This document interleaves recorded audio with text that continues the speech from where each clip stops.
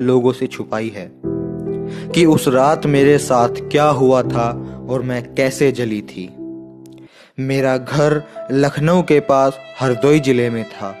मेरे दो भाई थे, राजा हिरण्याक्ष और राजा हिरण्यकश्यप। मेरे बड़े भाई राजा हिरण्याक्ष ने आर्यों द्वारा कब्जा की हुई संपूर्ण भूमि को जीतकर अपने कब्जे में कर लिया था। यहीं से आर्यों ने अपनी दुश्मनी का षड्यंत्र रचना शुरू किया। मेरे भाई हिरण्याक्ष को विष्णु नामक आर्य राजा ने धोखे से मार डाला था, जिसकी वजह से मेरे छोटे भाई राजा हिरण्यकश्यप ने अपने भाई के हत्यारे विष्णु की पूजा पर प्रतिबंध लगा दिया था। लेकिन हिरण्यकश्यप के पुत्र प्रहलाद को विष्णु ने नारद नामक आर्य से जासूसी कराकर उसे गुमराह किया और अपने झांसे में लेकर घर में फूट डलवा दिया। प्रहलाद गद्दार निकला और विष्णु से मिल गया तथा दुर्व्यसनों में पड़कर पूरी तरह आवारा हो गया। सुधार के तमाम प्रयास विफल होते जा रहे थे। राजा ने उसे घर से निकाल दिया। अब प्रहलाद आर्यों की आवारा मंडली के साथ रहने लगा। अब अव्वल नंबर का शराबी और आवारा बन गया था, परंतु मेरा स्नेह अपने भतीजे प्रहलाद के प्रति बना ही रहा। मैं अक्सर राजा से छुपकर प्रहलाद को खाना खिलाने आती थी। फागुन माह की पूर्णिमा थी। मेरा विवाह तय हो चुका था।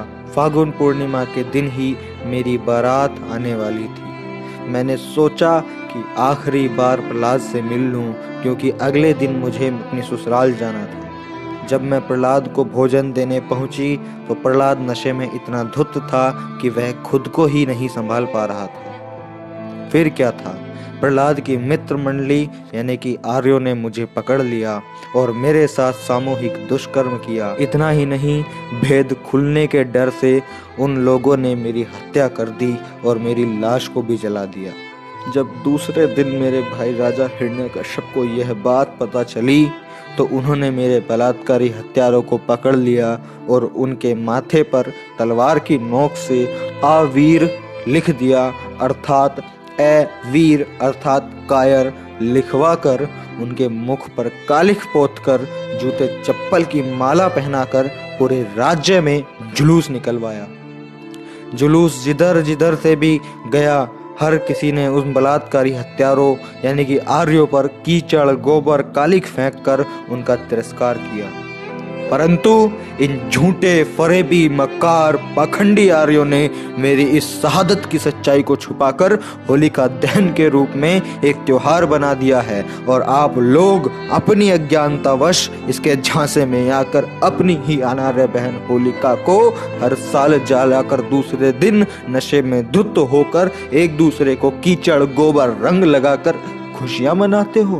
मैं अपने अनार्य भाइयों से पूछना चाहती हूँ कि आखिर आपकी यह बहन कब तक जलती रहेगी और आर्यों के झांसे में आकर अज्ञानता का यह खेल आप कब तक खेलते रहोगे। मैंने मेरी पूरी आप बीती आपको बता दी है। अब निर्णय आपको ही लेना है कि क्या आपको मेरी मौत पर खुशी मनानी चाहिए या नहीं। अगर आपको जरा परवाह नहीं है अपनी बहन की तो शौक से खुशियां मनाइए। दोस्तों, मैं प्रशांत बोध, मैंने आपको पूरी होलिका की सच्चाई बताई है। अगर आपको इस बात में जरा भी सच्चाई नजर आती है और अपने लोगों की अज्ञानता मूर्खता नजर आती है तो प्लीज आप इस वीडियो को इतना ज्यादा शेयर कर दो कि यह वीडियो हर उस एक इंसान तक पहुंच सके जो अज्ञानवश इस होली का त्योहार को मनाता है और अपने ही समाज की, अपनी ही बेटी, अपनी ही बहन को हर साल जलाकर खुशियां मनाता है। सो मैं मिलता हूं आपसे अगली वीडियो में। जय भीम, नमो बुद्धाय, जय मूल निवासी।